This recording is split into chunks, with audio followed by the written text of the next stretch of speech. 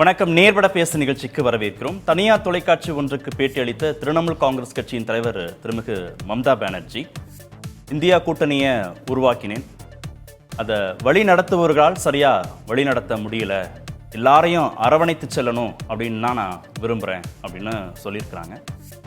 நெறியாளர் உடனே நீங்கள் கூட்டணிக்கு தலைமை ஏற்க தயாரா அப்படின்னு ஒரு கேள்வி கேட்கிற போது, நிச்சயமாக என்னால் நன்றாக தலைமையேற்று செயல்பட முடியும் அப்படின்னு சொல்லியிருக்கிறார். இதை வரவேற்று திரு சரத்பவார், திரு லாலு பிரசாத், திரு அகிலேஷ் யாதவ் ஆகியோர்லாம் கருத்து தெரிவித்திருக்கிறார்கள். நல்ல முடிவு அப்படின்னு சொல்லியிருக்கிறாங்க. ஆனால் காங்கிரஸ் மௌனம் சாதிக்கிறாங்க. இது வரைக்கும் பதில் சொல்லலாம். இதெல்லாம் தான் இன்றைய நேர்பட பேசுவின் பேசுபொருள். தலைமையேற்க தயார் மம்தா, மௌனம் காக்கும் ராகுல், மாற்றம் கோரும் லாலு, பவார், அகிலேஷ், நெருக்கடியை சந்திப்பது காங்கிரஸா இந்தியா கூட்டணியா அப்படிங்கிற தலைப்பில் பேச இருக்கிறோம். காங்கிரஸ் கட்சியிலிருந்து திரு புகாரி பங்கேற்றிருக்கிறார். பாஜகவிலிருந்து திரு தங்க வரதராஜன் இணைந்திருக்கிறார். மூத்த பத்திரிகையாளர் திரு மணி, மூத்த பத்திரிகையாளர் திரு ஜென்ராம் ஆகியோர் இணைந்திருக்கிறார்கள். வணக்கம். திரு மணி, திடீர்னு மம்தா இந்த மாதிரி ஒரு ஸ்டேட்மெண்ட்டை விடுவதற்கு காரணம் என்ன? மகாராஷ்டிரா எலெக்ஷன் முடிவுகளுக்கு பிறகு இது பிக்கப் ஆகுது இந்த டாக். பார்லிமெண்ட் எலெக்ஷன் முடிஞ்சோடனே முள்ள அது ஆரம்பிச்சுது. ஏன்னா பார்லிமெண்ட் எலெக்ஷன் அப்போ இந்தியா பிளாக்ல அவங்க வெஸ்ட் பெங்காலில் அவங்க இல்லை போட்டி போடல. மம்தா டிஎம்சி தனியாக தான் இருந்தாங்க. ஏன்னா காங்கிரஸும் சிபிஎம்மும் தான் ஒன்றா இருந்தாங்க. மம்தா பானர்ஜி தனியாக தான் நின்றாங்க. அவங்க நான் 4 எலெக்ஷன்ஸில் 2 election Jammu Kashmir and Jharkhand Congress alliance Congress ஜெயிச்சுது. Haryana and Maharashtra, especially Maharashtra election of the year Maharashtra தான். மகாராஷ்டிராவில் காங்கிரஸ் கூட்டணியோட தோல்வி, இந்தியா கூட்டணியோட தோல்வி, படுதோல்வி. அது அவங்க என்டிஏ கூட்டணி அவங்க மகா யுக்தி பெரிய அளவில், மிகப்பெரிய அளவில் வெற்றி பெற்றாங்க. அதன் பிறகு இந்த பேச்சு வர ஆரம்பிச்சிருக்கு. இப்போ இன்ட்ரெஸ்டிங்லி அவங்க சொன்னது முக்கியம் இல்லை. அவங்க மம்தா பானர்ஜி சொன்னதை விட அதை யார் வழிமொழியா ஆதரிக்கிறான்னு பார்த்தீங்கன்னா சரத் பவார், அவர் one of the pillars, Lalu, Akhilesh Yadav அவங்கவுங்க மாநிலங்களில் பவர்ஃபுல்லாக இருக்கவங்க, சஞ்சய் ராவத் சிவசேனா. ஸோ எல்லாரும் இதை ஆதரிக்கிறாங்க. இது ரொம்ப முக்கியமான ஒரு டெவலப்மெண்ட்டு தான் இது. மம்தா பானர்ஜி ஒரு மாநில கட்சியோட தலைவர் தான். சொன்னதை விட ஆதரிப்பவர்கள் அப்போ அது ஏற்கனவே அவங்க பிளான்டாக கூட இருக்கலாம். அவங்க அவங்க சொல்கிறாங்க, இவங்க ஆதரிக்கிறாங்க. என்ன சொல்லி வச்ச மாதிரி முக்கியமான லீடர்ஸ், அதை ஃபேஸ் ஆஃப் இந்தியா பிளாக்னு நம்ம சொல்லக்கூடிய எல்லாருமே அதை ஆதரிக்கிறாங்க. எக்ஸப்ட் மு க ஸ்டாலின் அவர்கள், அவர் கருத்து எதுவுமே தெரிவிக்கல இது வரைக்கும். லெஃப்ட் வாய் திறக்கல. மற்றபடி இந்தியா பிளாக்ல இருக்கக்கூடிய பிரதான கட்சிகளாக கருதப்படுகிறவங்க எல்லாருமே கருத்து சொல்லிட்டாங்க.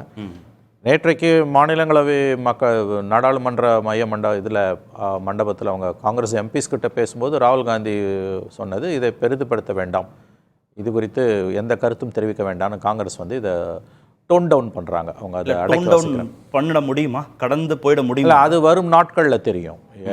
இது ஒரு முக்கியமான ஒரு டெவலப்மெண்ட். ஏன்னா காங்கிரஸோட அத்தாரிட்டியை சேலஞ்ச் பண்ணக்கூடிய குரல்கள் for the first time India பிளாக்னு ஒன்று கடந்த ஆண்டு கரெக்டாக கடந்த ஆகஸ்ட் செப்டம்பரில் உருவாகுது.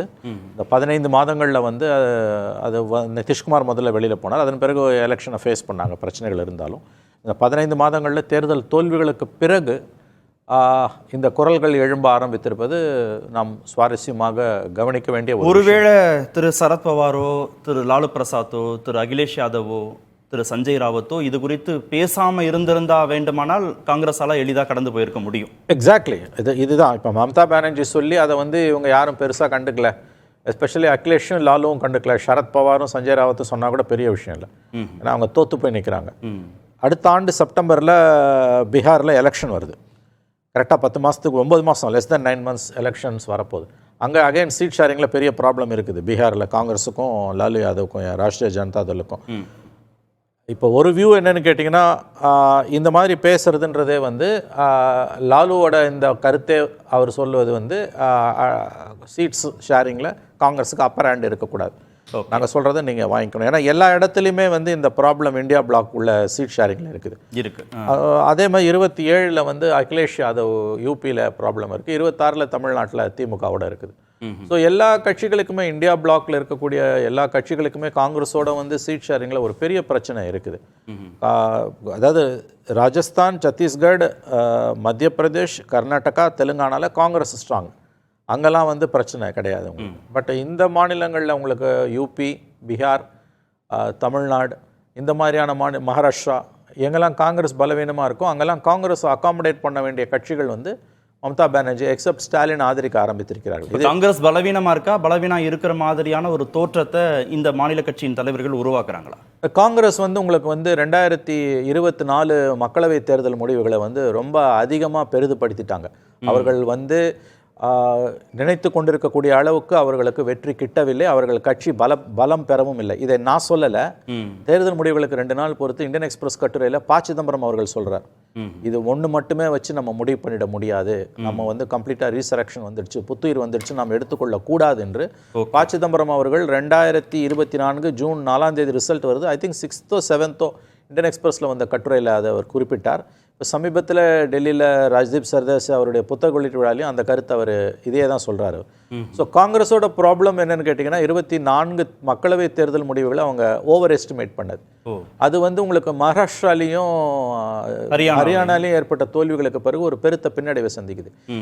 இன்ட்ரெஸ்டிங்லி மம்தா பானர்ஜியோட கருத்தை அது அவங்க சொல்லிட்டு அப்படியே கடந்து போயிருந்தாங்க. யாருமே டேக்கர்ஸ் இல்லை, வழிமொழி ஆள் இல்லைன்னா நம்ம இதை பேச மாட்டோம். மூத்த தலைவர்கள் வழிமொழி எல்லாருமே face of the India block. இப்போ நீங்கள் சரத் பவாரா இருக்கட்டும், லாலு யாதவா இருக்கட்டும், அகிலேஷ் யாதவ், இவங்கெல்லாம் முக்கியமான தலைவர்கள். ஸோ அப்போ இது ஒரு முக்கியமான டெவலப்மெண்ட்டாக தான் உருவெடுத்து கொண்டிருக்கிறது என்று நான் பார்க்கிறேன். இன்னொரு முக்கியமான விஷயம் இதற்கு இப்போ பார்லிமெண்ட் இந்த செஷனில் காங்கிரஸோட அணுகுமுறை இந்த கூட்டணி கட்சி தலைவர்களுக்கு கடுமையான அதிருப்தியை ஏற்படுத்தி இருப்பதாக சொல்லப்படுகிறது. அதாவது அதானி விவகாரத்தில் ராகுல் காந்தியோட போக்கு என்பது ஒன் இஷ்யூ செஷனாக ஒன் அஜெண்டா பாலிடிக்ஸ் பண்ணுறாரு அவர். அந்தந்த மாநிலங்களுக்கு அவங்களுடைய பிரச்சனைகளை மக்களவையில் பேசுவதற்கான வாய்ப்பு பறிப்போகிறது. ஒரு தேசிய பிரச்சனையாக ஒரு பிரச்சனையை மட்டும் வச்சு நீங்கள் செஷன் வாஷ் அவுட் ஆகுதுன்னா அது பிஜேபிக்கு லாபகமா போகுது. ஏன்னா பல மசோதாக்களை அவங்க விவாதமே இல்லாமல் நிறைவேற்றுறாங்க. இப்போ பார்த்தீங்கன்னா Samajwadi party, Trinamool Congress, even DMK கூட ஒரு 2 நாளைக்கு முன்னால ஒரு முறை வாக் அவுட்ல அவங்க யாருமே கலந்துக்கல ராஜ்யசபால அதானி இஷ்யூல. ஸோ அந்த ஒரு ப்ராப்ளமுமே இந்த செஷனை ஃப்ளோர் மேனேஜ்மெண்ட்ல காங்கிரஸ் காட்டக்கூடிய ஒரு மேலாதிக்க மனப்பான்மை, அதுவும் இந்த பிரச்சனைக்கு ஒரு காரணம் என்று கருதப்படுகிறது. திரு புகாரி, இந்தியா கூட்டணி விவகாரத்தில் மம்தாவுடைய ஸ்டேட்மெண்ட்டுக்கு பிறகு காங்கிரஸ் தனித்து விடப்பட்டிருப்பதாக உணர்றீங்களா? இல்லை, இந்த மாதிரியான ஸ்டேட்மெண்ட்ஸ் இதுக்கு முன்னால் நிதிஷ்குமார் வெளியேறிய போதும் சரி, சாலிடாரிட்டியாக மற்ற தலைவர்களும் உறுதியாக நின்னதையும் பார்த்தோம். அதே நேரத்தில் இது ஒரு சின்ன அது ரொம்ப முக்கியம் இல்லையா? நிதிஷ் வெளியேறுகிற போது இப்போ மம்தாவை வரவேற்றுக்கக்கூடிய திரு லாலுவோ, திரு பவாரோ, திரு அகிலேஷோ, திரு சஞ்சய் ராவத்தோ நிதிஷ் பக்கம் நிக்கல இல்லையா? காங்கிரஸ் பக்கம் தானே நின்னாங்க. வெளியேறுவது என்பது முடிவு, இது கருத்து தானே. ரெண்டுக்கு வித்தியாசம் இருக்குல்ல. அந்த அது ஒரு முடிவாக போகும்போது முடிவாக மாறாதுன்னு உத்தரவாதமும் படுத்திட முடியாது. ஏன் அப்படின்னா அது மாறாதுங்கிறதுக்கு ஏன் உறுதியாக சொல்லலாம் அப்படின்னு சொன்னால் 2 முக்கியமான காரணங்களை என்னால் உறுதியாக சொல்ல முடியும். ஒன்று நேஷனல் வைடு யாருடைய பிரசன்ஸ் இருக்குது. தலைவர் ராகுல் காந்தி என்பவர் மோடியை விட இன்றைக்கு பிரபலமான தலைவராக இந்தியாவிலே அறியப்படுகிறார். குறிப்பாக நீங்கள் சோஷியல் மீடியாவில் எடுத்துக்கிட்டிங்கன்னா கூட இன்றைக்கி அவ்வளவு அசுர பலத்தை வைத்து கொண்டும் மோடி போடுற லைவோ, அவருடைய யூடியூப் சேனலோ, அவங்களுடைய அஃபிஷியல் சேனல்ஸோ, அவருடைய அஃபிஷியல் ட்விட்டர் ஹேண்டிலோ கூட மக்கள்கிட்ட போய் ரீச் ஆக மாட்டேங்குது. ராகுல் அளவுக்கு மம்தாவுக்கு பாப்புலாரிட்டி இல்லைன்றீங்க? நாட் ஓன்லி பாப்புலாரிட்டி மட்டும் இல்லை, அதுவும் ஒரு ஃபேக்டராக நான் சொல்கிறேன். சரி, நேஷன் வைட் ரீச் இருக்கணும் இல்லையா? ரெண்டாவது, கட்சி என்கின்ற அடிப்படையில் அவங்களுக்கு ஒன்றுமே கிடையாது. வெஸ்ட் பெங்கால் தாண்டினா மாநில கட்சி, பதிவு செய்யப்பட்ட மாநில கட்சி தான் இன்னி வரைக்கும். ரெண்டாவது, அவங்க வெஸ்ட் பெங்காலை தாண்டினாலும் but still she is our alliance. அவங்களும் அதை அட்மிட் பண்ணிக்கிறாங்க. நான் மேற்கு வங்காளத்தை விட்டு வெளியே வராமையே நான் இந்தியா கூட்டணிக்கு தலைமை ஏற்க முடியும் தானே அவங்களும் சொல்கிறாங்க. அதை தான் ஓவர் கான்ஃபிடன்ஸ் நம்ம நினைக்கணுங்கிறோம். ஏன்னா இன்றைக்கி நாம் செய்து கொண்டு இருப்பது, ஏன்னா இப்போ அதுதான் முக்கியமான விஷயமா நான் சொல்கிறேன். என்ன சொல்கிறேன் அப்படின்னா, இன்றைக்கு காங்கிரஸ் உடைய தலைமையை இங்கே உங்களுக்கு நல்லாவே தெரியும். இதில் சரத்பவாராக இருந்தாலும் சரி, திரிணாமுல் காங்கிரஸாக இருந்தாலும் சரி, இது மாதிரி சில கட்சிகள் ஏற்கனவே காங்கிரஸ்லேருந்து வெளியேறியவர்கள். அதுலேயும் இப்போ திடீர்னு ஜெகன்மோகன் ரெட்டி கூட டக்குன்னு ஒரு வாய்ஸ் ஒன்று கொடுக்குறாரு. ஆமாம்மா அவங்க பண்ணால் நல்லாயிருக்கும் அப்படின்னு சொல்கிறார். இவங்களெல்லாம் ஏற்கனவே காங்கிரஸ்லேருந்து வெளியேறியவர்களாக இருந்தால் கூட ஏன் இவர்கள் மீண்டும் காங்கிரசின் தலைமை ஏற்று வந்தார்கள் அப்படிங்கிற புள்ளியிலிருந்து இதை அலசனா சரியா. ஜெகன்மோகன் ரெட்டி சொல்றதுக்கும் சரத்பவார், லாலு, அகிலேஷ் சொல்றதுக்கும் வித்தியாசம் இருக்கு இல்லையா? உங்க கூட வித்தியாசம் இருக்கு. ஆனால் இப்படி வெளியேறியவர்கள் கூட இங்க கருத்து தெரிவிக்கிறதுக்கு ஒரு காரணம் இருக்குன்னு நான் சொல்ல வரேன். ஏன், அதாவது இந்தியா கூட்டணியின் மீது ஒரு முக்கியத்துவம் வைப்பதற்கு காரணம். அது என்ன முக்கியத்துவம் அப்படின்னா, பாரதிய ஜனதாவின் கைகளால் எப்படி இந்த தேசத்தின் ஜனநாயகம் சின்னாபின்னமாக்கப்படுகிறது அதை பார்த்துட்டு ஒன்று. ரெண்டாவது இந்த ஃபெடரலிசம் எப்படி இந்த கூட்டாட்சி தத்துவத்துக்கு எதிராக எவ்வளவு பெரிய ஆபத்து ஏற்படுகிறது, இதையெல்லாம் மம்தா பானர்ஜி என்கின்ற ஒரு நபரால் தாக்குப்பிடிக்க முடியுமா? ஸ்டில் அவர் வந்து நம்முடைய பார்ட்னராக இருந்தாலும் கடந்த சார் சொன்ன மாதிரி இந்த பாராளுமன்ற தேர்தலையும் கூட அவர் தன்னுடைய தனித்துவத்தோடு தான் வர வேண்டும் என்பதை உறுதிப்படுத்தி கொண்டார். நான் இங்கே நிற்கிறேன், கூட்டணியில் வர்றேன் அப்படின்னு தன்னுடைய அந்த இண்டிவிஜுவாலிட்டியை வந்து மெயின்டைன் பண்ணிக்கிட்டே வந்தது என்பது அவ்வளவு கூட்டணிக்கு வந்து அவ்வளவு ஏற்புடைய ஒரு செயலும் அல்ல. இன்னும் இதை வந்து வலிமையாக வலுவாக என்னுடைய இயல்போடே நான் பேச முடியாமல் இருப்பதற்கு காரணம் வந்து தலைவர் ராகுல் காந்தி வந்து இதை கடந்து போங்க, இதன் மீது வந்து வலுவான கருத்துக்களை தெரிவித்து விவாதிக்க வேண்டிய அவசியம் இல்லை. என்னுடைய தலைவர் எம்பி மாணிக்கம் தாகூர் அவர்கள் கூட இது வந்து ஒரு ஜோக்கு அப்படின்னு சொல்லியிருக்கிறாங்க. அந்த அப்படி ஒரு வார்த்தை. உங்க தலைமையை ஏத்துக்கிட்டு மம்தா பானர்ஜி பயணித்த போது அவருக்கு எந்த சங்கடமும் இருப்பதாக தெரியல. ஆனா மம்தா பானர்ஜி தலைமையை ஏத்துக்கணுங்கிற போது ஏன் காங்கிரஸ் கட்சிக்கு மட்டும் இவ்வளவு சங்கடம் வருது? இதான் சாத்தியம்னு ஒன்று இருக்குல்ல. அவருடைய தலைமையால் பாஜகவை அவரால் எதிர்கொள்ள முடியாது என்பது ஃபர்ஸ்ட் பாயிண்ட். இன்னொன்று, அவருக்கு அடையாளம் கொடுத்ததே காங்கிரஸ் தான் என்னும் பொழுது காங்கிரஸையே தலைமை ஏற்கக்கூடிய தகுதி அவருக்கு இல்லை என்பது அறுதியிட்டு உறுதியான ஒரு செய்தி. உங்க தலைமையில நாடாளுமன்ற தேர்தலை சந்திக்கிறாங்க, அதுல பாஜக கூட்டணியை தோற்கடிக்க முடியல. ஹரியானா சட்டமன்ற தோல்வி, மகாராஷ்டிரா சட்டமன்ற தோல்வி. அதுக்கப்புறம் தானே ஒரு நிலைப்பாட்டுக்கு வராங்க. உங்களுக்கு வாய்ப்புகள் கொடுக்குறாங்க உங்க தலைமைக்கு, அது ஒர்க் அவுட் ஆகலைன்னு 3வது இடத்துக்கு அப்புறம் தானே அவங்க நகர்றாங்க. எப்படி எடுத்துக்கணும்னா, இந்தியாவில் வெள்ளையர்களையே விரட்டிய காங்கிரஸ் தலைமையினாலேயே பாஜகவிற்கு வந்து ஒரு தோல்வியை தர முடியாத சூழலில் மம்தா பானர்ஜியால் அதை தர முடியும் என்பது எவ்வளவு நகைப்புக்குரிய ஒரு செய்தி. நான் எந்தெந்த ஆங்கிள் இதை சொல்றேன். பாஜகவோட பலம் மீது உங்களுக்கு அதீத நம்பிக்கை இருக்கு, மம்தா பானர்ஜியோடைய பலம் மீது நம்பிக்கை இல்லை. இல்ல, கடந்த நேரத்தில் நீ உதாரணம் சொன்னதுனால இப்ப கடந்த தோல்வி இருந்துச்சு, அதனால அவங்க கிட்ட கொடுக்கலாமே அப்படின்னும் போது எங்களை விட பாஜகவை எதிர்க்கக்கூடிய ஆற்றல் படைத்தவர்கள் இந்தியாவில் இல்லை அப்படின்னு சொல்றேன். தலைவர் கொடுத்து பார்க்கலாமே, கொடுத்து பார்த்தா அதை விட ஒரு மிகப்பெரிய விஷப்பரிச்சை வேற எதில் இருக்காதுன்னு சொல்ல வர்றேன். ஏன்னா இந்த கூட்டணி அமைச்சு, அதுதான் நான் முதல்ல ஒரு பாயிண்ட் சொன்னேன். இந்த கூட்டணி எல்லாமே ஆடானவங்க தான், எல்லாரும் இங்க இருந்து விலகினவங்க, விரோதமா இருந்தவங்க, பிரச்சனை பண்ணிக்கிட்டு இருந்தவங்க, இவர்கள் எல்லோரும் ஒரு அணியில் வந்து நிற்பதற்கு காரணமாக இருந்தது. இதற்கு மேல் பாரதிய ஜனதா கட்சி தொடர்ந்து இதே பலத்தோடு இப்ப நீங்க இது வந்து ஒரு வகையா தோல்வியா பார்த்தாலும் இன்னொரு வகையில் அவர்களை மெஜாரிட்டியிலிருந்து இறக்கியதை மிகப்பெரிய வெற்றியாக காங்கிரஸ் கருதுவதற்கு காரணம் நான் வழக்கம் போல சொல்லுவேன். தேர்தல் ஆணையத்தோடு கூட்டணி வைத்து கூட அவர்களால் வந்து பெரும்பான்மை பெற முடியாத நிலைக்கு தலைவர் ராகுல் காந்தி அவர்களுடைய அந்த ஒரு எழுச்சிமிகு தலைமையால் தான் அது சாத்தியப்பட்டது. ஓகே திரு மணி, இதில் 2-3 வார்த்தைகள் முக்கியம் திரு புகாரி சொன்னது. ஒன்று, மம்தாவுக்கு ஓவர் கான்ஃபிடன்ஸ் இருக்கு. இன்னொன்று, அவர் தலைமையை ஏற்றுக்கிட்டா அதை விட பெரிய விஷப்பரீட்சை ஒன்றும் இல்லை.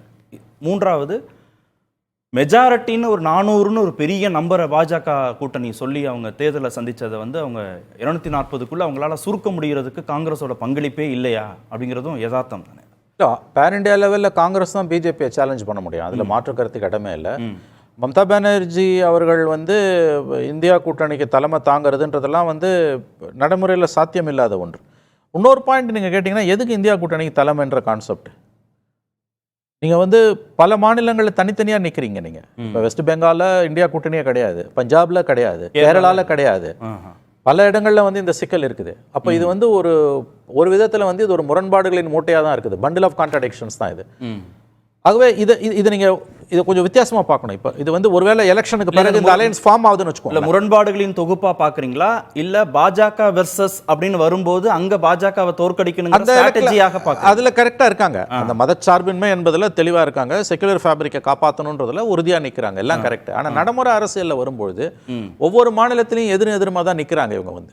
பல மாநிலங்கள் என்ன சொல்ல போனீங்க, நோக்கம் ஒன்று தானேன்றாங்க. நோக்கம் ஒன்று தான். பட் இந்த நீங்களும் நானும் சேர்ந்து நின்னா பாஜகவை தோற்கடிக்க முடியும் அப்படின்னா சேர்ந்து நிற்போம், இல்ல நீங்களும் நானும் பிரிஞ்சது நின்னாதான் பாஜகவை தோற்கடிக்க முடியும்னா பிரிஞ்சு நிற்போம் அப்படின்னு சொல்றாங்க இல்லையா. அது வந்து உங்களுக்கு ஜெயிச்ச பிறகு ஒரு பாலிடிக்ஸ், தோத்த பிறகு ஒரு பாலிடிக்ஸ். இப்போ தோல்வி அடைந்த பிறகு இந்த டெவலப்மெண்ட் வருது. இப்போ எலெக்ஷன் ரிசல்ட்டுக்கு பிறகு 6 மாசம் பொறுத்து இந்த சிக்கல் ஏன் வருது உங்களுக்கு? இப்போ யார் முன்னே எடுத்துட்டு போறது? இப்போ இந்தியா பிளாக்குக்கு தலைவர் தேவையான ஒரு பாயிண்டே உங்களுக்கு வருது. இன்னொன்று, காங்கிரஸ் எந்த கட்டத்திலுமே வந்து அவங்க அந்த தலைமை பதவியை அவங்க விட்டு கொடுக்க மாட்டாங்க, அதுல சந்தேகமே கிடையாது. நீங்க வெளியில இருந்து இதே நாளைக்கு மம்தா பானர்ஜி தலைமையில ஒரு கவர்மெண்ட்டை கூட காங்கிரஸ் ஆதரிக்கலாம், வெளியில இருந்து ஆதரிக்கலாம். ஆனா உள்ளுக்குள்ள இருக்காங்கன்னா அது காங்கிரஸ் தலைமையில தான் இருக்க முடியும். இப்போ ஐகே குஜரால், தேவேகவுடா, சந்திரசேகர் 3 பேர் கவர்மெண்ட்டை காங்கிரஸ் வெளியில இருந்து தான் ஆதரிச்சது. இல்ல, இந்தியா முழுவதும் கட்சி நடத்துற ஒரு பேன் இண்டியா பார்ட்டி வந்து அந்த உரிமையை கூட கோர முடியாது நான் சொல்லல. இந்த நிலைமைக்கு யார் காரணம்? காங்கிரஸ் பார்ட்டி தான் காரணம். இன்னைக்கு மம்தா பானர்ஜி சொல்றாங்க, நல்லா கவனிங்க, அதை மற்ற மூத்த தலைவர்கள் face of the India block அத்தனை பேரும் வழிமொழிகிறாங்கன்னா, அப்ப காங்கிரஸ் வந்து இவ்வளவு கட்சிகளை ஒன்னா இறுக்கி அழைச்சிட்டு போறதுல லீட் பண்றதுல காங்கிரஸோட தோல்வி அது. காங்கிரஸ் தான் இந்த இந்தியா பிளாக்கை லீட் பண்ண முடியும், அதுல மாற்று கருத்துக்கு இடமே இல்ல. பிஜேபிக்கு சேலஞ்சர் காங்கிரஸ் தான். மம்தா பானர்ஜி கொடுத்தாதான், பாஜகவை தோற்கடிச்சாதான், ஆட்சி பொறுப்புலேருந்து அகற்றினாதான் நாங்கள் காங்கிரஸ் தலைமையை ஏற்றுக்குவோம் அப்படின்ற இடத்துக்கு அவங்களுக்கு புரிதலுக்கு வரணுமா? இல்லை நம்பர்ஸை குறைச்சிருக்கிறாங்க, இந்த அளவுக்கு வாக்கு சதவீதம் அடிப்படையில் காங்கிரஸ் வந்து முன்னாடி வந்திருக்கு, கூட்டணி முன்னாடி வந்திருக்குங்கிற அடிப்படையில் அணுகணுமா? அதான் புகாரி. இல்லைங்க, இப்போ நீங்கள் வின்னபிலிட்டி ஒரு முக்கியமான விஷயங்க. நீங்கள் இப்போ மகாராஷ்டிராவில் பார்த்தீங்கன்னா கூட வந்துங்க, காங்கிரஸும் பிஜேபியும் டைரெக்டாக ஃபைட் பண்ண 75 இடங்களில் 63 இடங்களில் வந்து பிஜேபி ஜெயிச்சிருக்குது. ஓகே. ஸோ வின்னபிலிட்டியை நீங்கள் பார்க்கும்போது இந்த மாநில கட்சிகள் வந்து பெட்டராக பெர்ஃபார்ம் பண்ணும்போது இந்த கோரிக்கை எழுவது இயல்பானது. காங்கிரஸ் தான் லீட் பண்ண முடியுன்றதுல மாற்று கருத்துக்கு இடமே கிடையாது. ஆனால் இன்னைக்கு மம்தா பானர்ஜி இடம் கொடுத்திருக்கிறது காங்கிரஸ். ஆமா, இது ஒரு செட்பேக் காங்கிரஸுக்கு. மம்தா பானர்ஜியோட அந்த குரலும் அதை மற்ற தலைவர்கள் ஆதரிப்பதும் காங்கிரஸோட தோல்வி. இது காங்கிரஸ் தான் அது குறித்து சுய பரிசோதனை. தலைப்புல வந்து நெருக்கடியை சந்திப்பது காங்கிரஸா இந்தியா கூட்டணியான்னு வச்சிருக்கோம். காங்கிரஸ் தான் நெருக்கடி, காங்கிரஸுக்கு தான் நெருக்கடி. ஏன்னா நீங்க பிஜேபிக்கு ஆல்டர்னேட்டிவ் காங்கிரஸ்ன்றதுல யாருக்கும் மாற்று கருத்து கிடையாது. காங்கிரஸ் வாங்கின கிட்டத்தட்ட 20-22 கோடி ஓட்ஸ்ல 23% காங்கிரஸுக்கு ஓட்ஸ், பிஜேபிக்கு 36%. 36%க்கு 240 சீட்டு, 23%க்கு 99 சீட்ஸ், கிட்டத்தட்ட ஓவர் 20 crores இயர் அண்ட் தேர் காங்கிரஸ் வாங்கின வாக்குகள் நாடு முழுவதும். இவங்க எல்லாரையும் ஒன்று சேர்த்தா கூட அவ்வளவு வராது. அப்ப காங்கிரஸ் தான் தலைமை தாங்க முடியுன்றதுல மாற்று கருத்துக்கு இடம் இல்லை. ஆனா இந்த குரல்கள் எழுவது காங்கிரஸோட அத்தாரிட்டியை நேச்சுரலி சேலஞ்ச் பண்ண தான் செய்யும். பேச்சு வர்றதுக்கு காங்கிரஸ் தான் பிரதான காரணமா இருந்தது. அது நெருக்கடி அப்படின்னு பார்த்தா அது இந்தியாவிற்கு நெருக்கடி, அது தேசத்துக்கு நெருக்கடி, அது கூட்டணிக்கு நெருக்கடியாக வருவதை விட நெருக்கடியிலேயே பயணித்த கட்சி தான் காங்கிரஸ். இதுக்கு முன்னால பாஜக கூட அந்த வரலாறு கிடையாது. கடந்த 30-40 ஆண்டுகள் தான் பாஜகவுக்கு வரலாறு, ரொம்ப போனால் 30 தான். ஆனால் காங்கிரஸுடைய வரலாறு என்பது இந்த தேசம் உருவாகி இருந்த, நான் ஒரு புத்தகத்தை என்னால் மேற்கோள் காட்ட முடியும், ராமச்சந்திர குஹாவுடைய அந்த புத்தகத்தில் எல்லோரும் உட்கார்ந்து பேசிக்கிட்டு இருக்கும்போது ஒரு 4-5 பேர் எழுந்திருத்து அந்த ப்ரொஃபஸருடைய கருத்துக்கு எதிர்ப்பு தெரிவித்தார்கள் ராமச்சந்திர குஹா சொல்றார். அதில் வந்து இந்த இவ்வளோ கூறா பிரிஞ்சிருக்கிறவங்கலாம் ஒரு தேசமாக வர வாய்ப்பே இல்லை அப்படின்னு சொல்லும்போது, எவ்வளவு கூறா நாங்கள் பிரிந்திருந்தாலும் நாங்கள் இந்தியர்கள் என்று இருப்போம் என்று சொன்னார்கள். அந்த 4-5 பேர் தன்னை இந்திய தேசிய காங்கிரஸ் என்று அடையாளப்படுத்தி கொடுத்தார்கள்னு. அங்கே சுதந்திரத்துக்கு போராட்டத்துக்கு முன்னாலேயே இருந்தோம், சுதந்திரத்துக்கு பின்னாலேயும் கட்சி பல நெருக்கடிகள் நிலைகளை சந்தித்திருக்கிறது, பல நெருக்கடிகளை கடந்து வந்திருக்கிறது. இந்த தலைமை என்பது நெருக்கடிகளை சந்தித்த தலைமை. ஒரு கால் நீங்கள் சொல்வது போல் அது கட்சிக்கு நெருக்கடி என்றால் இதை கடந்து செல்லுங்க என்று ராகுல் காந்தி சொல்ல மாட்டார், இதில் கமெண்ட் பண்ணுங்கன்னு தான் சொல்லுவார்.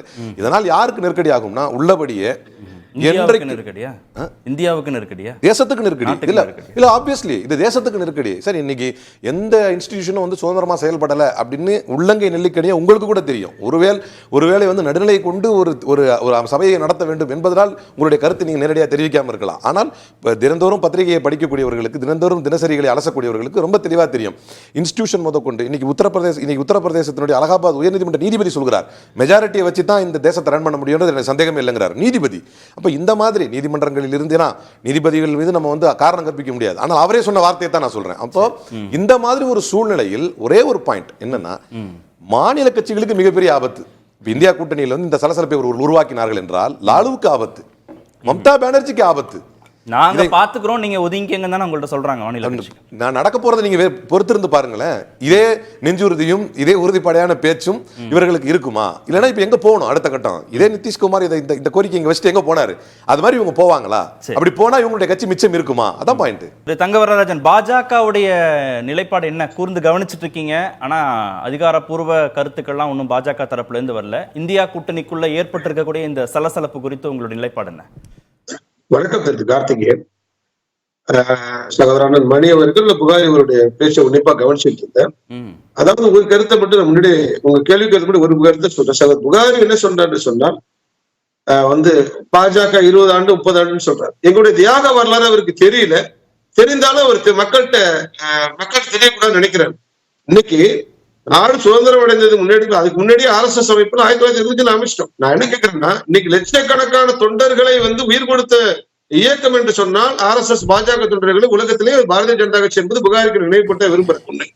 அவர் எளிதாக வந்து நாட்டுக்காக காந்தி உருவாக்கின காங்கிரஸ் கட்சியில குளிர்கார காங்கிரஸ் கட்சிக்கு அவருடைய அதை தியாகமா பாக்குறாரு. அதை நான் வந்து பேச விரும்பல. உயிர் கொடுத்தது இன்னைக்கு இந்த நாட்டுக்கு ஒரு ஆரோக்கியமான தேசிய ஒருமைப்பாடு, தேச நலனுக்காக உருவாக்கப்பட்ட இயக்கம். இன்னைக்கு பல லட்சம் உயிர்கள்லாம் வந்து இழந்திருக்கோம் நான் சொல்ல வரேன். இன்னைக்கு இந்த இடத்துக்கு வந்திருக்கோம்னு சொன்னா, இன்னைக்கு நாங்க பல லட்சம் தொண்டர்கள் வந்து உயிர் பலியை இழந்திருக்கோம்னு சொல்லுவாங்க பல மாநிலங்கள்ல.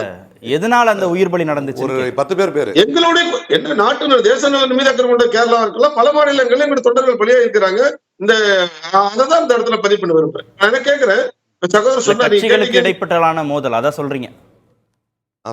எங்களுடைய தொண்டர்கள், அதாவது எங்களுடைய குரல் இந்த தேசத்தினுடைய நலன் ஓங்கி ஒழிக்க கூடாது என்கிறார். எங்களால் ஒடுக்கப்பட்டது குறிப்பிடுறது வந்து சுதந்திர போராட்ட காங்கிரஸ் வேற டாபிக்.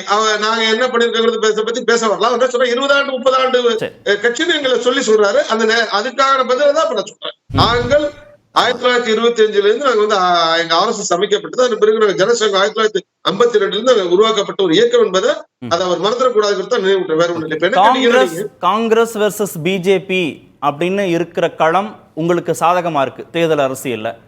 மாநில கட்சிகள் வெர்சஸ் பிஜேபி அப்படின்னு வரும்போது அங்க கொஞ்சம் சவாலா இருக்கு. இப்ப மாநில கட்சிகள் வந்து இந்தியா கூட்டணிக்குள்ள நாங்க தலைமை பொறுப்புக்கு வரோம், நாங்க தலைமையேற்று நடத்துறோம்னு சொல்றாங்க. அது காங்கிரஸுக்கு நெருக்கடியா இருந்தாலும் பாஜகவுக்கும் சேர்த்தே தானே அது நெருக்கடியா பார்க்கப்படுது. அதாவது திரு கார்த்திகேயன், என்னுடைய கருத்தை வந்து கொஞ்சம் நான் அதாவது உண்மையாக ஒரு தேசிய கட்சி இன்னைக்கு நாட்டை ஆளுது என்று சொன்னால் எங்க அடிக்கடி எங்களுடைய பாரத பிரதமர் தான் சொல்லிட்டு இருக்காரு, பாரதிய ஜனதா கட்சி நோக்கமே ஆக்கப்பூர்வமான ஒரு எதிர்கட்சி இருக்க வேண்டும் என்ற நோக்கம். அது வந்து ஒரு தேசிய கட்சி எடுத்தோம்னா தேசிய கட்சி ஒரு ஆக்கப்பூர்வமான கட்சி இருக்க வேண்டும் நோக்கம். மாறாக இன்றைக்கு காங்கிரசுடைய செயல்பாடுக்கு வந்து பாத்தீங்கன்னா பாஜக கவலை அளிக்கிறதுன்னு எங்களுடைய கருத்து. அதன் காரணமாக சொல்றது இல்லையா, காங்கிரஸ் இல்லாத இந்தியா, இடதுசாரிகள் இல்லாத இந்தியா, கழகங்கள் இல்லாத தமிழ்நாடு, இல்லாத இந்தியா. என்னோட கருத்து முழுமையா உள்வாங்கினீங்கன்னா அதுக்கான விடை தெரியும். இல்லைன்னா என்னோட கருத்து வந்து அது வேற மாதிரி படும். அதாவது இன்னைக்கு 2 முறை எதிர்கட்சி அந்தஸ்து கொடுக்கல, இன்னைக்கு 99 கொடுத்தாங்க. என்ன இன்னைக்கு வந்து பிரச்சனை பாத்தீங்கன்னா கார்த்திகேயன், என்ன உண்மைன்னு இப்ப நிதிஷ்குமார் 2023 வந்து பாத்தீங்கன்னு சொன்னா இன்றைக்கு பாஜக ஆட்சி அகற்ற வேண்டும் என்பதற்காக இந்தி கூட்டணியை ஜூலை மாசம் கடந்த 2023 அவர் அழைச்சாங்க. அவர் பார்த்து காங்கிரஸோட, அதாவது எந்த கூட்டணி கட்சியா இருந்தாலுங்க நீங்க வந்து ஒரு கூட்டணி தலைமை தாங்கிற கட்சி வலிமையே இல்லை என்று சொன்னால் நிச்சயமாக சோபிக்க முடியாது களத்துல. அந்த அடிப்படையில் நிதிஷ்குமார் பார்த்தார், வெளியே வந்துட்டார். அந்த அடிப்படையில இன்னைக்கு வந்து பாத்தீங்கன்னு சொன்னா இன்னைக்கு மமதா கருத்து வந்து இந்தி கூட்டணி வந்து அண்ணன் மணி அவர்கள் மீது வந்து எங்க கருத்துக்கு பருவல் கருத்துல மாறுபட்ட கருத்து உள்ளவர். ஆனா நிச்சயமாக அவர் மீது எனக்கு தனிப்பட்ட மரியாதை உண்டு. அந்த அடிப்படையில் சொல்றேன், இந்தி கூட்டணி ஆரம்பத்துல இருந்து முரண்பாடு ஒத்த உருவம் வந்து இந்தி கூட்டணி தான். நீங்க இன்னைக்கு அவர் இந்தி கூட்டணி இருக்கலாம், இன்னைக்கு மமதா பானர்ஜி இன்னைக்கு சொல்லலாம்.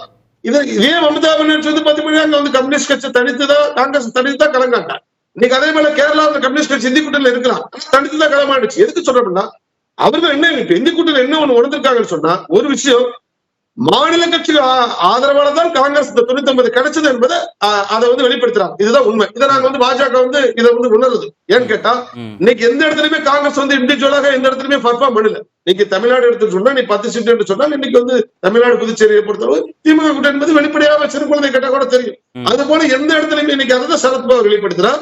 அதேதான் இன்னைக்கு வந்து மம்தாவுடைய கருத்தை வந்து லாலு முன்மொழிகிறார், அகிலேஷ் யாதவ் பை எலெக்ஷன்ல கூட என்ன பண்ணாரு. இல்லப்ப மம்தாவோட விருப்பம் வந்து உங்களுக்கு சாதகமான ஒரு சூழலை ஏற்படுத்துமா இல்ல உங்களுக்கு நெருக்கடியான ஒரு சூழலை ஏற்படுத்துமான்னு கேட்கிறேன்.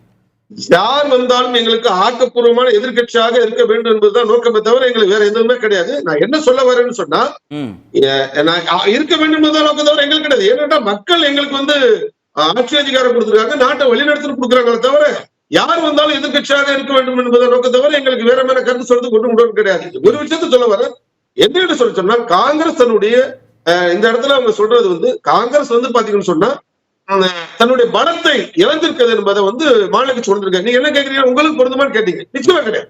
நாங்க இன்னைக்கு பாருங்க ஊபியில நாங்க தோத்திருக்கலாம், நிச்சயமாக பாராளுமன்றத்திலேயோ மகாராஷ்டிரத்திலேயோ நாங்க தோத்திருக்கிறோம். ஆனா அதுல இருந்து நாங்க பாடம் கத்துக்கொண்டோம். எங்களுக்கு வந்துங்க வெற்றி கிடைச்சா நாங்க வந்து குறிப்படைய மாட்டோம், அதே மாதிரி தோல்வி கிடைச்சா நம்ம மகாபாவத்தோட இருக்க மாட்டோம். ஆனா காங்கிரஸ் என்ன பிரச்சனை சொன்னா 99 சீட்டு கிடைச்சோடனே அவங்க 100க்கு 99 நினைச்சுக்கிட்டு 543 99 மறந்துட்டு அவங்க நடத்தின விதம் அதுதான். நாங்க அப்படி கிடையாது. எங்களுடைய சொந்த பலம் உண்டு, அதே போல எங்களுடைய கூட்டணி பலமும் உண்டு. இன்னைக்கு அந்த அடிப்படையில நீங்க கேட்கலாம் மாநில நிலையிலும் தேச நிலையிலும் அக்கறை கொண்ட கட்சி. அப்ப மாநில கட்சிகளுக்கு இன்னைக்கு சிம்ம சம்பளமாக இருக்கிறது பாரதிய ஜனதா கட்சி, இன்னைக்கு தேசிய அளவில் காங்கிரஸ் கட்சி சிம்ம சம்பளமாக இருக்கிறது பாரதிய ஜனதா கட்சி. என்று சொன்னால் நாங்கள் நல்லாட்சி தருகிறோம், மக்கள் எங்க பின்னாடி இருக்கிறாங்க, அதுதான் சொல்றோம். தவிர யார் வந்தாலும் ஆக்கப்பூர்வமாக எதிர்கட்சியாக இருக்க வேண்டும்.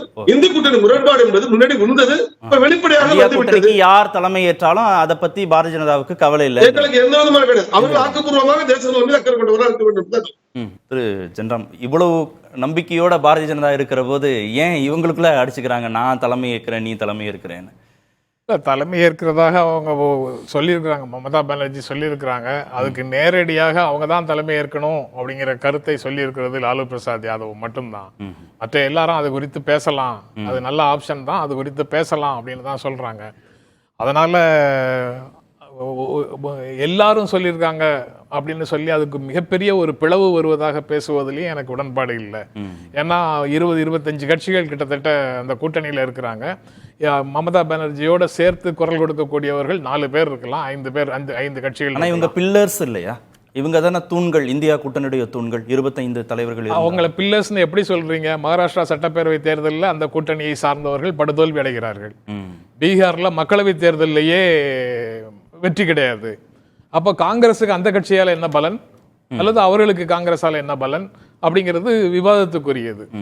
அதனால அது போக தேர்தல் தோல்விகள் காரணமாக இவங்க இப்ப அப்பர் ஹேண்ட் எடுக்கிறாங்கிறதுலயும் எனக்கு உடன்பாடு இல்லை. ஏன்னா 2024 மக்களவை தேர்தலில் 2 விஷயம். மக்களவை தேர்தலுக்கு பிறகு நடந்தது, முதல்ல 2 சட்டப்பேரவை தேர்தலில் நடந்தது. அதுல ஈச் ஒன் கிடைச்சது. தான் கிடைச்சது. பாஜகவுக்கு. அதாவது இந்தியா கூட்டணியை சார்ந்த அப்துல்லாவுக்கு 1, இவங்களுக்கு 1 கிடைச்சது. அதற்கு பிறகு 2 மாநிலங்களில் தேர்தல் நடந்தது. அது ஸ்டேட்டஸ் கோ. காங்கிரஸுக்கு இழப்பு எதுவும் கிடையாது. அதுலயும் காங்கிரஸ் கூட்டணிக்கு 1, பாஜக கூட்டணிக்கு 1. அந்த 4 தேர்தல்களில் 2-2 ரிசல்ட் வந்திருக்குது. அதுல பார்த்தா யாருக்கு லாஸ்ன்னு பார்த்தா ஜேஎன்கேயை லூஸ் பண்ணுனது அதற்கு முன்னால கூட்டணி ஆட்சியில இருந்த பிஜேபி தான். அதுக்கப்புறம் கவர்னர் ரூல், அது இப்போ அவங்க கையை விட்டு போயிருக்குன்னா பிஜேபிக்கு தான் லாஸ். அதனால காங்கிரஸ் ஏதோ ஒரு பேரிழப்புக்கு காரணமாக இருந்தது. ஹரியானாவும் மகாராஷ்டிராவும் கிட்டத்தட்ட வெற்றி கைக்கு வந்துடுச்சுன்னு எதிர்பார்க்கப்பட்டது. அதாவது இந்த மக்களவை தேர்தலில் கிடைத்த ஒரு உற்சாகம் தொடர்ந்து வரணும்னா அந்த 2 ரிசல்ட்டும் வந்திருக்குங்கிறது உண்மை, அதை நான் மறுக்கல. ஆனா மக்களவை தேர்தலில் பெற்ற வெற்றியை காங்கிரஸ் பெரிதாக மதிக்கிறது அப்படின்னு சொல்றதுலயும் எனக்கு உடன்பாடு இல்லை. காங்கிரஸ் அப்படிலாம் மதிக்கல.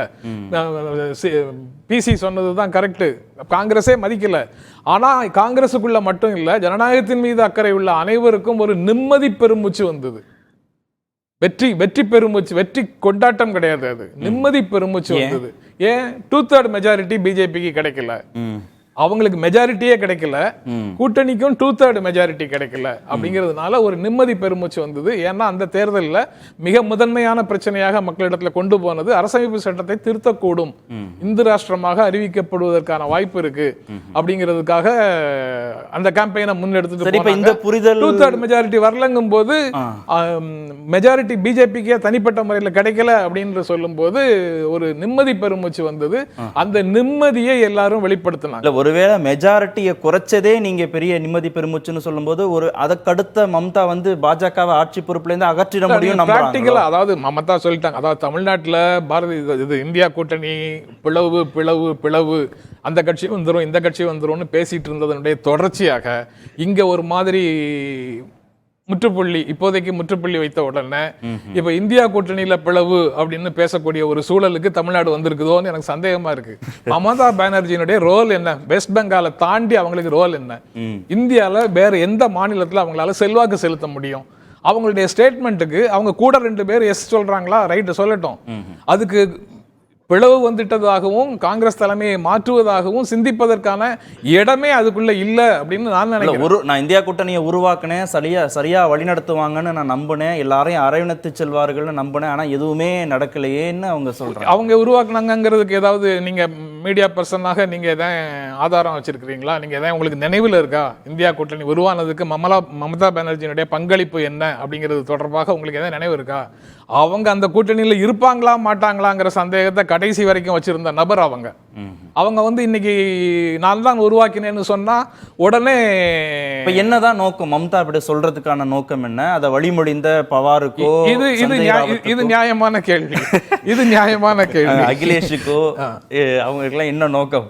அதாவது 2024 தானே மக்களவை தேர்தலுக்கு முன்னால, ஒரு வருஷத்துக்கு முன்னால, 1.5 வருஷத்துக்கு முன்னால தமிழ்நாட்டில் சிலர் என்னென்னலாம் பேசினாங்கன்னு நினைவுபடுத்தி பாருங்க. காங்கிரஸை கழட்டி விட போகுது திமுக கூட்டணியிலிருந்து காங்கிரஸை கழட்டி விட போகுது. அது பிஜேபி கொடுக்கிற இன்ஸ்ட்ரக்ஷன். தனியா நின்னு ஜெயிச்சுக்குங்க, காங்கிரஸோட வேண்டாம். இப்படித்தான் ஒவ்வொரு மாநிலத்திலையும் கூட்டணியில் இருக்கக்கூடிய காங்கிரஸை கழட்டி விட காங்கிரஸ் இல்லாத இந்தியாங்கிற எங்களுடைய அஜெண்டாவுக்கு நீங்க வந்து உதவி செய்யுங்க பிஜேபி அழுத்தம் கொடுக்குது, மாநில கட்சிகள் ஈல்ட் ஆகுது அப்படின்னு 23ல சொன்னாங்க.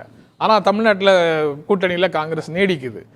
இப்போவும் மார்ச் 1 2023 முதலமைச்சர் ஸ்டாலினுடைய பிறந்த நாளின் போது பாஜகவை எதிர்க்கும் கூட்டணியில் காங்கிரஸ் இல்லைன்னா அது கரை சேராது அப்படின்னு ஒரு டிக்ளரேஷனை அவர் முன் வச்சாரு. அதை ஒட்டி தான் கடைசியில் இந்தியா கூட்டணி வந்தது. இந்தியா கூட்டணி அப்பவும் கூட உறுதியான ஒரு அணியாக இல்லை. அது அவங்களுக்கு தெரியாதது ஒன்றும் இல்லை. அவங்க தெரியாம அந்த அணி சேரலை.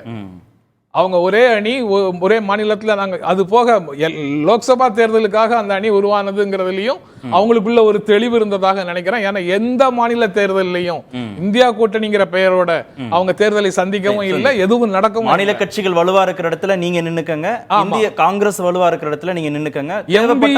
சட்டப்பேரவை தேர்தலுக்கு எம்பிஏங்கிற பெயர்ல தான் மகாராஷ்டிரால கூட அவங்க நின்னாங்க. இந்தியா கூட்டணிங்கிற பெயரை எல்எஸ் தேர்தல் லோக்சபா தேர்தலோட அவங்க நிறுத்திக்கிட்டாங்க. அப்படி இருக்கும்போது இப்போது அதாவது இங்க தமிழ்நாட்டில் சட்டப்பேரவை தேர்தல்கள் பத்தி கூட்டணி பற்றி பேசுனா இன்னும் 1 வருஷம் இருக்கு, 1.5 வருஷம் இருக்கு. அதுக்குள்ள எது வேண்டுமானாலும் நடக்கலாம் அப்படின்னு நம்ம சொல்றோம்ல. இது மக்களவை தேர்தல் எப்போ வரப்போகுது? டெல்லிக்கு 29. இப்ப இந்தியா கூட்டணி சிதறப்போகுது.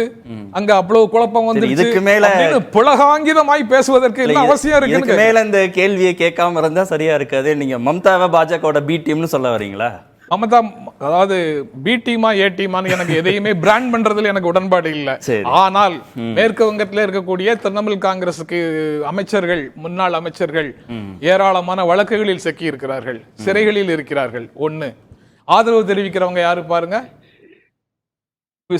ஒன்றிய விசாரணை அமைப்புகளின் விசாரணைக்கு உட்பட்டவர்களாக இருக்கிறார்கள். ஒரிஜினல் தியரி என்னன்னு சொல்றீங்க? நம்ம எல்லாருமே சேர்ந்து சொல்லிட்டு இருந்த முன்னாடி உண்டான தியரி என்ன? காங்கிரஸை கழட்டி விட்டீங்கன்னா உங்களுக்கு வந்து வேண்டிய உதவிகள் செய்யப்படும் அப்படின்னு ஒரு டீல் பேசுறாங்கன்னு சொன்னோம். நான் எதுவுமே சொல்லல கார்த்திகேயன். இது எல்லாமே முன்னாடி பல விமர்சகர்கள் சொன்னதை தான் நான் திரும்ப கோட் பண்றேன். அதே தியரியை இங்க நீங்க பொருத்தி பார்த்தீங்கன்னா இவர்கள் ஏன் இப்போது காங்கிரசுக்கு எதிராக பேசுகிறார்கள்ங்கிறத நம்மளால புரிந்து கொள்ள முடியும். சார், புரிந்து கொள்ள முடியுதா சார்? தங்க வரதராஜன் சார்.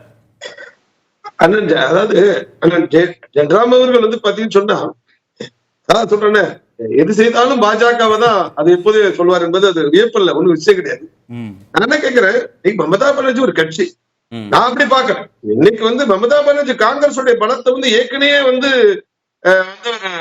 மதிப்பிட்டா, இப்போது மதிப்பிட்ட வகையில வந்து பாத்தீங்கன்னா மிகப்பெரிய பலவீனம் இருக்கிறத உணர்ந்திருக்கதா நான் பாக்குறேன். இது வந்து மமதா பாஜகவுக்கு எந்த சம்பந்தமும் இல்ல மமதா பேசினதுல. இது என்ன சார், அதாவது மொட்டத்தலைக்கு முழங்காலுக்கு முடிச்சு போட்டா இது எந்த வகையில சார் சரியா? இன்னைக்கு நாங்க பிரதான எதிர்கட்சி சாருங்க. நாங்க அடுத்தது இன்னைக்கு வந்து இன்னைக்கு மேற்கு வங்கத்துல ஆட்சி அமைக்க வேண்டும் ஒரு கட்சி பாஜக. அப்படி இருக்கிறப்ப நாங்க எப்படி சார் இது பண்ண முடியும்? நாங்கள் அடுத்த 2026 சட்டமன்ற தேர்தல்ல இன்னைக்கு சாரி இதுல வந்து பாத்தீங்கன்னா அடுத்தது நாங்க வந்து மேற்கு வங்கத்துல நாங்க ஆட்சி அமைக்க போறோம். அப்படிங்கிறப்ப நாங்க மமதா பானர்ஜி இது பண்ணி நாங்க என்ன பண்ண முடியும்? நாடாளுமன்ற தேர்தலுக்கு முன்பா ராகுலோட சோனியாவோட ரொம்ப இணக்கமாக இருந்த மம்தா, திரு அமித்ஷா மோடி சந்திப்புக்கு பிறகு அவங்களுடைய நிலைப்பாடு பேச்சுக்கள்லாம் கொஞ்சம் வித்தியாசமா இருந்தது. இந்தியா கூட்டணிக்கு பாதகமான சூழலை உருவாக்குச்சுன்னு அப்பெல்லாம் பேசப்பட்டது. அவங்க மட்டும் ஒரு தனித்த செயல்பாடோட அணுகப்பட்டாங்க. அப்படி கிடையாது. அதாவது இன்னைக்கு ஒரு பிரதமருங்கிற முறையில சந்திக்கிறது இன்னும் சொல்லப்பட்டு சொன்னா, இன்னைக்கு வந்து ஒரு கவர்னர் எப்படி நடத்துறாரு, ஒரு உள்துறை அமைச்சர் எப்படி நடத்துறாருன்னு சொன்னா மமதா விட மோசமா யாரும் சொல்லவே முடியாது. உண்மையாகவே இன்றைக்கு மாநில முதல்வர்கள்ல வந்து இன்னைக்கு ஒரு மத்திய அரசாங்கத்தை அதிக மோதல் போக்கு கடைபிடிக்கிறது மமதா. நான் என்ன கேட்கிறேன், அப்படி இருக்கிற பட்சத்துல அதான் சொல்றேன், ஒரு பொருந்தாத ஒரு விமர்சனத்தை வைக்க கூடாது. மக்கள் வந்து பாத்தீங்கன்னா ஏற்க மாட்டாங்க.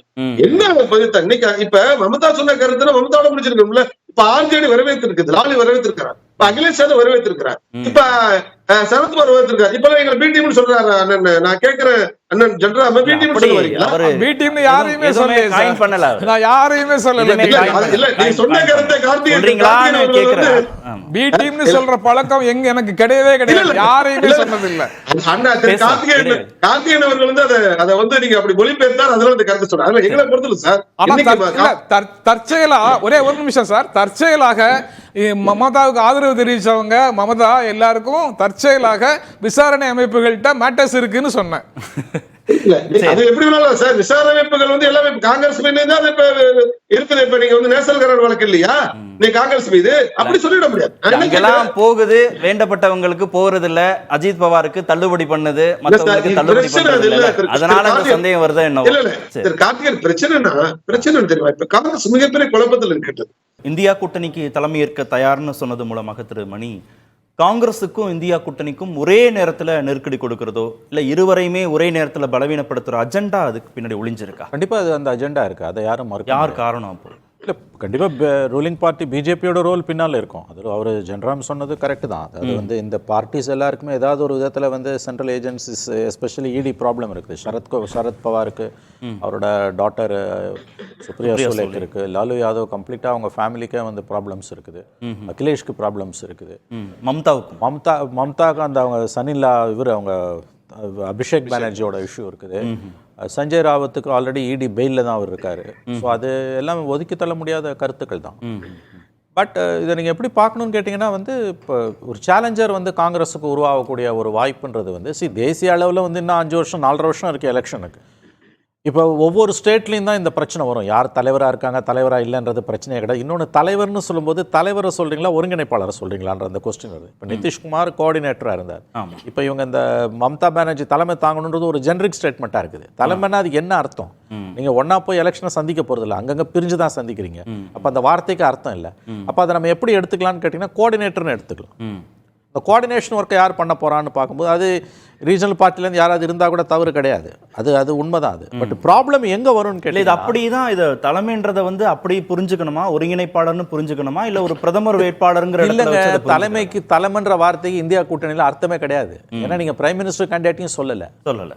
இங்கே வந்து அது எப்படி புரிந்து கொள்ளப்பட வேண்டும்னா கோஆர்டினேட்டர் தான் நீங்கள் புரிஞ்சுக்கணும். ஏன்னா இத்தனை பேரையும் கோஆர்டினேட் பண்ண வேண்டிய அவசியம் இருக்குது. சில மாநிலங்களில் கூட்டணி தனித்தனியாக நிற்கிறாங்க, சில மாநிலங்களில் கூட்டணி அமைச்சு நிற்கிறாங்க. அப்போ இது வந்து உங்களுக்கு வந்து 2 சைடும் சேர்ந்து தான் இது இருக்குது. அப்போ கோஆர்டினேஷன் ஒர்க்குன்னு தான் அதை நம்ம புரிஞ்சுக்கணும்.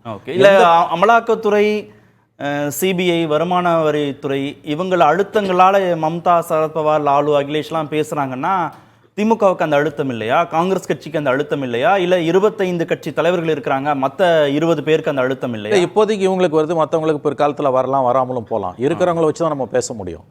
நாளைக்கு என்ன நடக்கும்ன்றதை வச்சு பேச முடியாது. இன்னைக்கு இருக்கிறத மட்டுமே ஃபைனல்னு சொல்ல முடியாது நம்ம. ஏன்னா அரசியல்ன்றது நிமிடந்தோறும் மாறக்கூடியதான், உங்களுக்கு பர்மனெண்ட் ஃபிக்ஸேஷன் எதுவுமே கிடையாது. இப்போ இது எப்படி புரிஞ்சுக்கணும்னா, இதை நீங்கள் அடுத்தடுத்த ஆண்டுகளில் வரக்கூடிய 29 வரைக்கும் நடுப்புற சட்டமன்ற தேர்தல்களில் என்ன பிரச்சனை வர, இப்போ காங்கிரஸை மட்டும் அக்காமடேட் பண்ணிக்காதீங்கன்னு சொல்ல வராங்களா? எக்ஸாக்ட்லி அதை தான் அவங்க சொல்றது. நீங்க எல்லாரும் ஒண்ணா இருங்க, நீங்க எல்லாம் ஒண்ணா இருங்க, காங்கிரஸ் சேர்த்துக்காதீங்க. ஏன்னா காங்கிரஸ் தான் பிஜேபிக்கான சேலஞ்சர், அதுல எந்த சந்தேகமும் வேணாம். நான் சொன்னேன் இல்லையா, உங்களுக்கு வந்து 23% ஹரியானால தோத்துருக்காங்க, தோத்தாலும் ஓட் பர்சன்ட் மகாராஷ்டிரால தோத்துருக்காங்க. ஆனாலும் காங்கிரஸை பார்த்து பாஜக கண்டிப்பாங்க காங்கிரஸ் வந்து உங்களுக்கு வந்து ஒரு ஸ்லீப்பிங் ஜெயண்ட் தான். உங்களுக்கு என்னைக்கு வந்து நாளைக்கு வந்து உங்களுக்கு ரீப்ளேஸ் பண்றது பிஜேபி தேசிய அளவில் ஒன்று காங்கிரஸ் பண்ணணும், இல்லை காங்கிரஸ் ஆதரவுல வேற கட்சிகள் பண்ணணும். தேவேகவுடா ஐக்கிய குஜரால் எக்ஸ்பெரிமெண்ட் மாதிரி உங்களுக்கு வேற தேர்ட் ஃப்ரண்ட் ஆப்ஷன் இருந்தாலும் காங்கிரஸ்க்கு ரோல் இருக்கும். இல்ல 2004ல நடந்த மாதிரி காங்கிரஸோட மத்த கட்சிகள் சேர்ந்து பண்ண வேண்டியிருக்கும். இப்ப ப்ராப்ளம் வந்து என்னன்னா, இந்தியா கூட்டணி யார் தலைமை உருவாக்குறது, எக்ஸாக்ட்லி காங்கிரஸுக்கு தலைமை இந்தியா பிளாக்குக்கு தலைமை தாங்கிறதுன்றது பிரச்சனையே கிடையாது. அது எந்த கோஆர்டினேட்டர்னு சொல்லிக்கோங்க, பிரசிடென்ட்னு சொல்லிக்கோங்க, அந்தந்த மாநிலங்களில் வரக்கூடிய சிக்கல் தாங்க காங்கிரஸுக்கு இப்போ வந்து பெரிய தலைவலியா மாறுது. திரு ஜென்ராம் என்ன சொல்றாங்க, இங்க திமுக கூட்டணிக்குள்ள சிக்கல் நாங்க இப்ப அடுத்த அவரு தமிழ்நாடு மட்டும் இல்ல தமிழ்நாடு கூட்டணிக்குள்ள சிக்கல் அடுத்தடுத்து இல்ல அவரு அந்த தவறான கருத்து. அதாவது வந்து தமிழ்நாட்டுக்குள்ள ஒரு கோஹரன்ஸ் இருக்குது, இங்க வந்து ஒரு அண்டர்ஸ்டாண்டிங் இருக்குது. மற்ற மாநிலங்கள் அது இல்ல, பீகார்ல இல்ல, யூபில இல்ல, மகாராஷ்டிரால இல்ல. அதனால அதுதான் வந்து அவங்களுக்கு சிக்கலா மாறுமே ஒழிய தமிழ்நாடை வச்சு நீங்க உதாரணம் மற்ற மாநிலங்களுக்கு முடியாது, கண்டிப்பா கிடையாது. திரு ஜென்ராம், இதுல பெர்செப்ஷனை உருவாக்கணும், இந்தியா கூட்டணிக்குள்ள சலசலப்புங்கிற பெர்செப்ஷனை உருவாக்கி அடுத்தடுத்து வரக்கூடிய சட்டமன்ற தேர்தல்களில் இந்த கூட்டணி உருவாகாம பாத்துக்கிறது, உருவானா கூட அதை பலவீனப்படுத்துறது தான் நோக்கம். அதுக்கு இவங்க வழி கொடுக்குறாங்களா? அப்படி எங்க எலெக்ஷன் வருது, பீகார்ல அடுத்த வருஷம் வருது.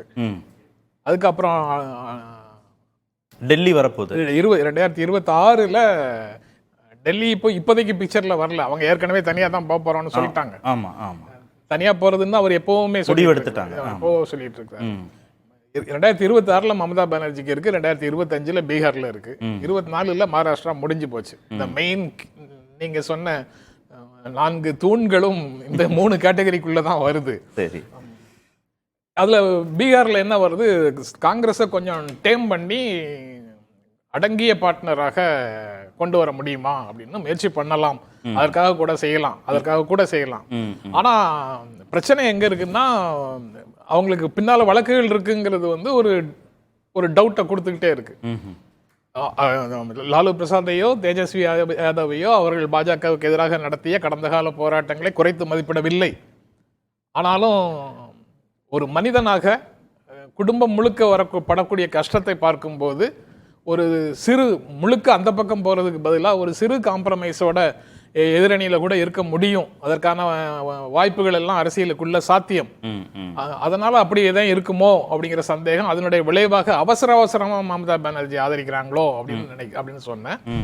ஆனா அதே சமயத்துல மணி சொன்னார்ல இன்னொரு விஷயம், கோஆர்டினேட்டரா பிரசிடென்டா கார்கே போஸ்டுக்கு எந்த விதமான சிக்கலும் இல்லை.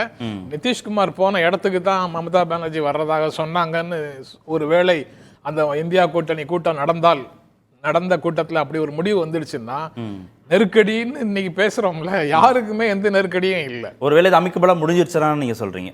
அமிக்கபிளா முடிஞ்சிடுச்சுன்னா தலைமையை மாத்தணும்னா கார்கே இருக்கக்கூடாது அப்படின்னு ஒரு கோரிக்கை அங்க இருக்கா? இல்ல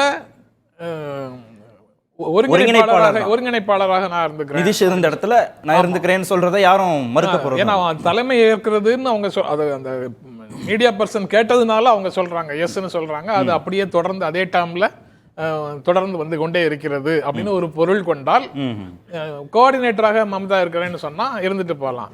தலைமை ஏற்கிறது யாருன்னு ஒரு முடிவுக்கு போறதாக இருந்தால், விழுப்புரம் எம்பி ரவிக்குமார் சொல்லியிருக்கக்கூடிய கருத்து தான் எனக்கான கருத்தும் என்னுடைய கருத்தும்.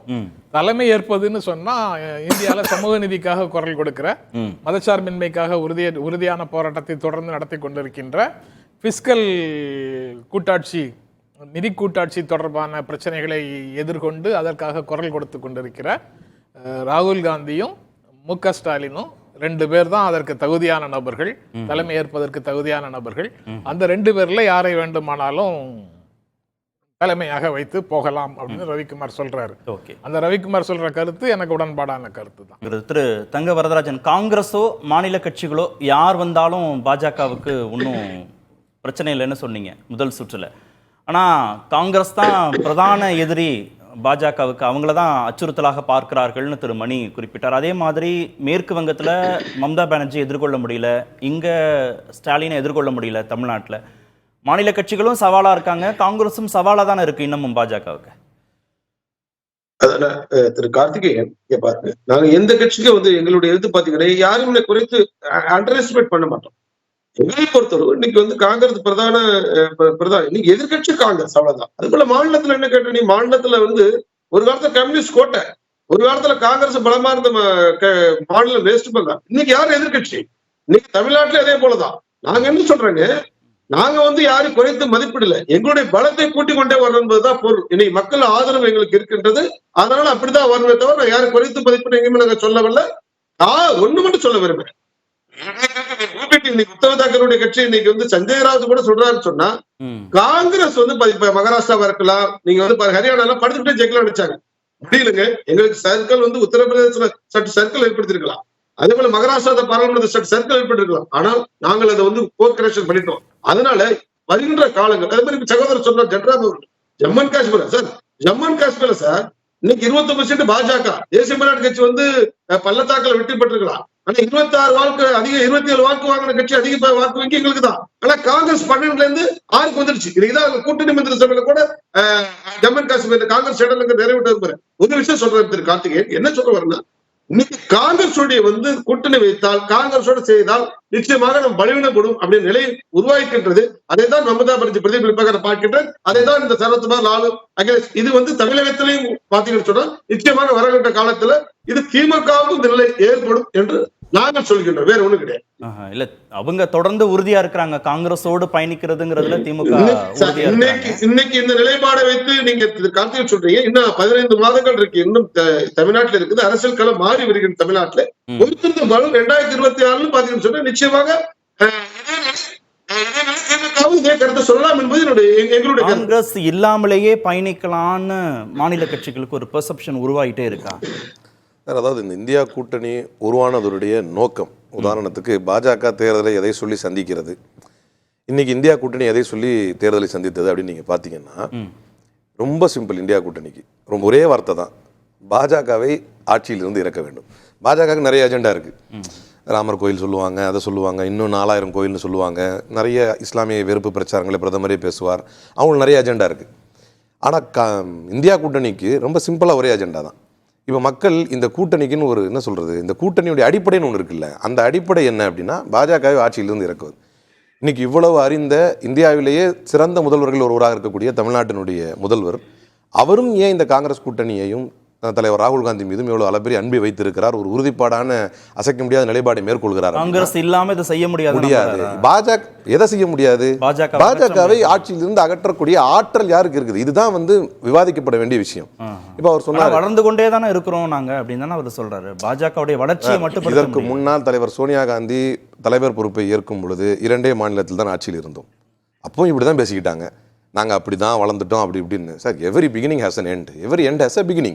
இதுதான் யதார்த்தம். எல்லா முடிவிற்கும் ஆரம்பம் உண்டு, எல்லா ஆரம்பத்துக்கும் ஒரு முடிவு உண்டு. அப்போ இவங்க மட்டும் இப்படியே இருந்துக்குவாங்களா உலகத்தில்? அப்போ நான் வரலாற்றை எடுத்து பேசவா? எவ்வளோ சர்வாதிகாரிகள் எப்படியெல்லாம் வாழ்ந்தாங்கன்னு நம்ம பார்க்கலையா?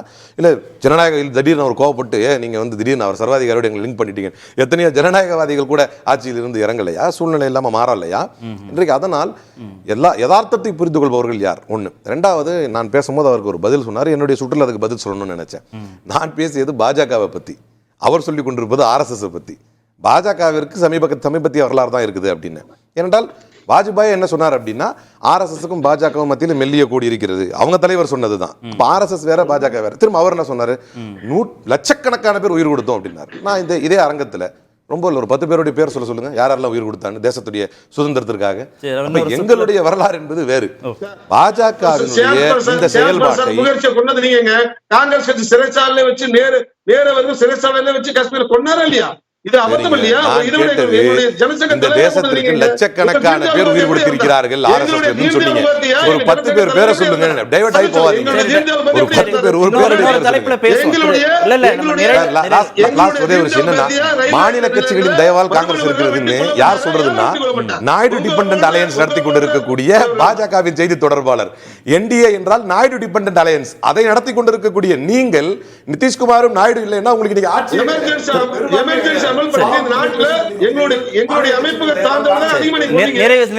ஒரு 10 பேருடைய பேர், இந்த இந்திய சுதந்திரத்திற்காக உயிர் நீத்த 10 பேருடைய பேர் RSS கார பேர். நன்றி. நிகழ்ச்சியில் பங்கேற்ற அனைத்து உங்களுக்கும் நன்றி. நேர்பட பேச நிறைய பேர் அது கண்டிப்பா ஏற்றுக்கொள்ள முடியாது. பிரதான கூட்டத்துக்கு கூட்டப்பட்டு